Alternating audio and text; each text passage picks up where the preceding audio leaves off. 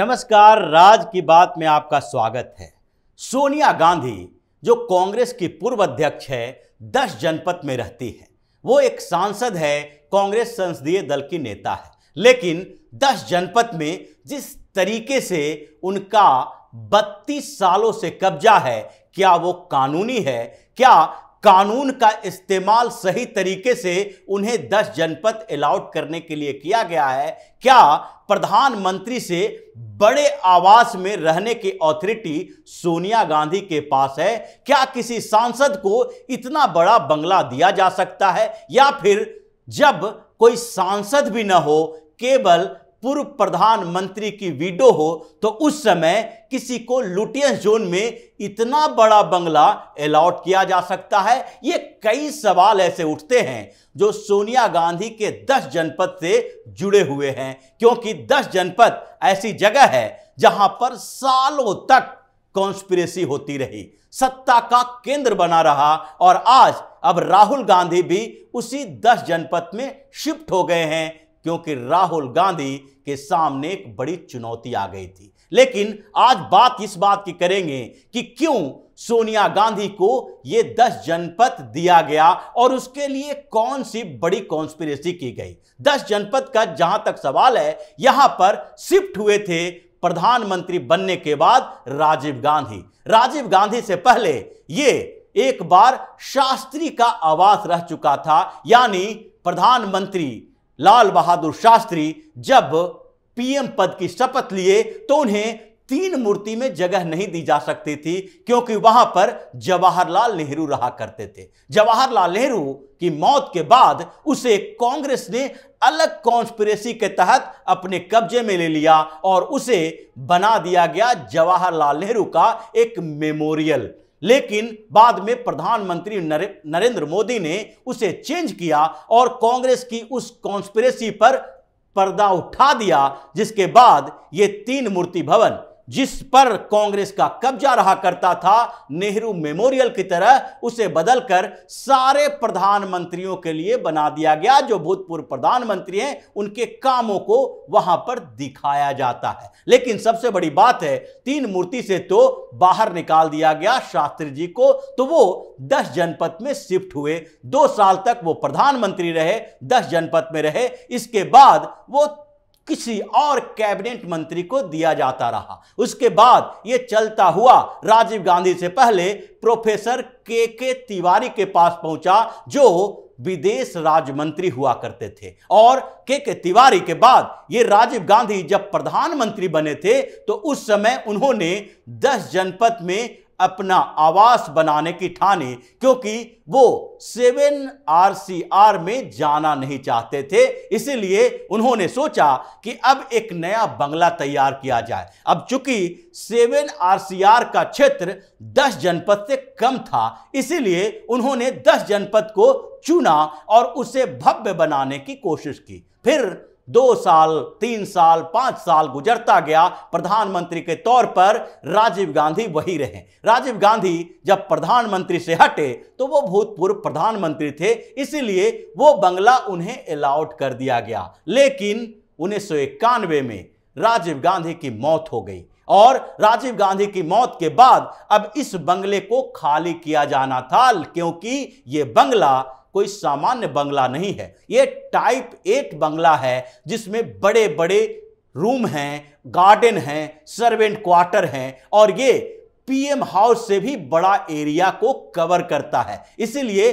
Type 8 बंगला जो है, पूर्व प्रधानमंत्री को अलाउड तो किया जा सकता था, लेकिन पूर्व प्रधानमंत्री के विडो को अलाउड नहीं किया जा सकता था। हालांकि यह बात थी कि वहां पर गांधी नेहरू परिवार के सुरक्षा के लिहाज से, क्योंकि श्रीमती इंदिरा गांधी की भी हत्या हुई थी, राजीव गांधी की भी हत्या हुई थी, इसलिए एक सुरक्षा का प्रोटोकॉल था कि इस परिवार को, जिसके पहले इनके वास से, इस परिवार से 3 प्रधानमंत्री हुए हैं, जिसमें से 2 की हत्या हो चुकी है, तो इनके सुरक्षा का ख्याल रखा जाना चाहिए। लेकिन सुरक्षा का ख्याल रखने के लिए इतना बड़ा बंगला नहीं, सुरक्षा के इंतजाम की जरूरत थी। और जो सरकार बनी राजीव गांधी की हत्या के बाद, वो भी कांग्रेस की सरकार थी। इसलिए आनन फानन में ये बंगला सोनिया गांधी के नाम से अलॉट कर दिया गया 22 मई 1991 में। जो सोनिया गांधी के नाम से अलॉट किया गया, तो सोनिया गांधी उस समय क्या थी?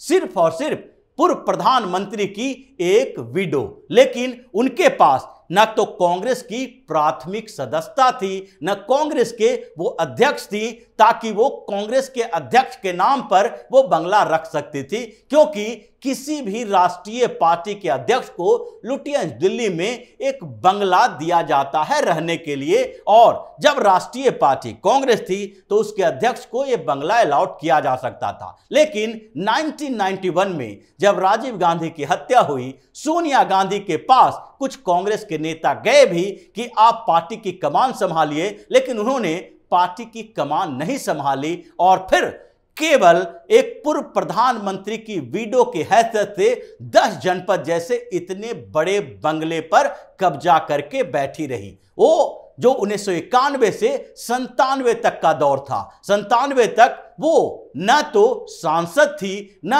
कांग्रेस की प्राइमरी मेंबर थी, यानी कि कांग्रेस की सदस्यता भी उन्होंने नहीं लिया था, और न तो वो कोई और पोस्ट होल्ड करती थी कांग्रेस में। लेकिन फिर भी उन्हें इतना बड़ा बंगला दिया गया क्योंकि लगातार कांग्रेस की ही सरकार थी, और कांग्रेस की सरकार में कौन पूछ रहा था कि सोनिया गांधी के पास यह बंगला कैसे आया, सोनिया गांधी को उस बंगले से बाहर क्यों नहीं निकाला जाना चाहिए। लेकिन यह धीरे धीरे उसी बंगले को अपना घर और साजिश का अड्डा बनाती रही। साल 1997 में ऐसी स्थिति कांग्रेस के अंदर आ गई कि अब अध्यक्ष के लिए सोनिया गांधी का नाम सामने आने लगा। सोनिया गांधी भी ये सोचने लगी थी कि अगर अब के समय में, क्योंकि उससे पहले नरसिम्हा राव के समय में यह दिखाई पड़ने लगा था कि अगर आगे कांग्रेस की कमान गांधी नेहरू परिवार में नहीं गया तो फिर गांधी नेहरू परिवार को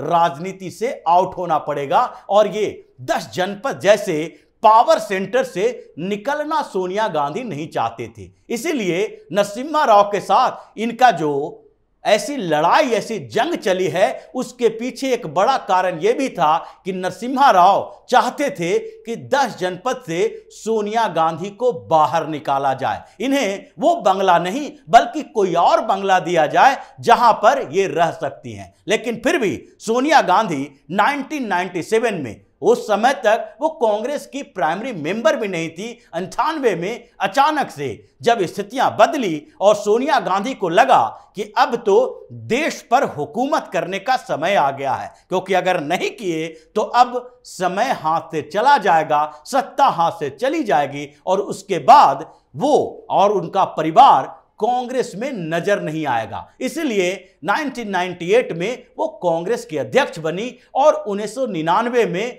वो सांसद भी बनी, मतलब पहली बार चुनाव लड़ी और सांसद बन गई। लेकिन उसके बाद से भी अगर देखा जाए तो 91 से 99 तक, जब तक वो ना कोई सांसद थी, और उससे पहले 98 तक, यानी कि जब वो कांग्रेस की राष्ट्रीय अध्यक्ष बनी थी, 7-8 सालों तक किस अथॉरिटी के साथ उन्होंने उस बंगले को अपने कब्जे में बनाए रखा, यह बड़ा सवाल उठता रहा है। और आज भी यह सवाल उठ रहा है कि एक सांसद होने के हैसियत से क्या सोनिया गांधी को इतना बड़ा बंगला दिया जाना चाहिए, क्योंकि उसके बाद भी सोनिया गांधी के पास कोई पद नहीं था।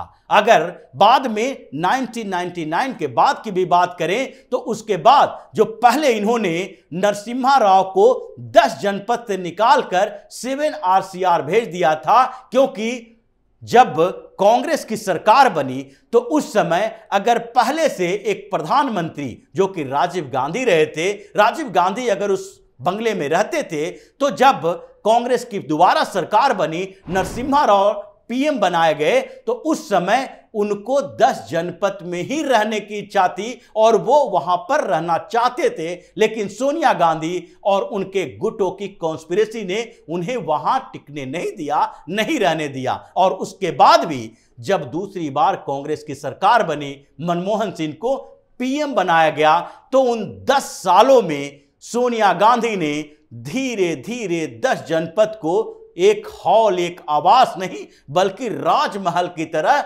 बना दिया।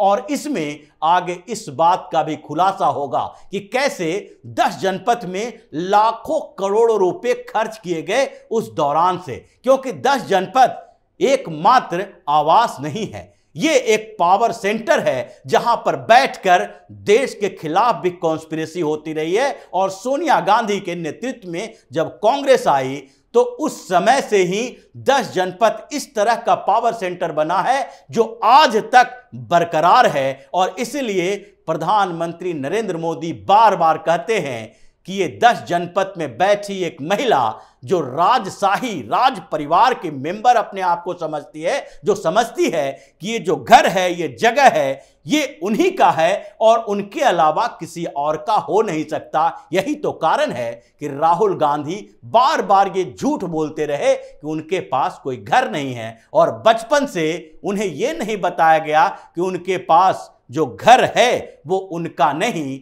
बल्कि सरकार का घर है, क्योंकि इन लोगों ने यह मानकर चला है कि जो इनके पास है वो इनसे छीना नहीं जा सकता। ये राजशाही परिवार के हैं, ये जन्म ही लिए हैं इस आधार पर कि यहां के प्रधानमंत्री बनेंगे। लेकिन अब 10 जनपद खाली होगा क्योंकि अब नोटिस भेजने की तैयारी भी हो रही है और सोनिया गांधी और राहुल गांधी को उस बंगले को खाली भी करना पड़ेगा। और जिस तरीके से एक बड़ी साजिश के तहत सोनिया गांधी ने इस बंगले पर कब्जा किया है, वो साजिश अब धीरे धीरे खुलकर सामने आ रहा है। और अब जिस तरीके से भारतीय जनता पार्टी और उनकी सरकार में इस बात का मंथन चल रहा है कि इतने बड़े बंगले पर सोनिया गांधी का कब्जा क्यों होना चाहिए, उससे तो यही लगता है कि जैसे 24 अकबर रोड, 26 अकबर रोड को नोटिस भेजा जा चुका है, अब 10 जनपद को भी खाली करने का नोटिस भेजा जाएगा।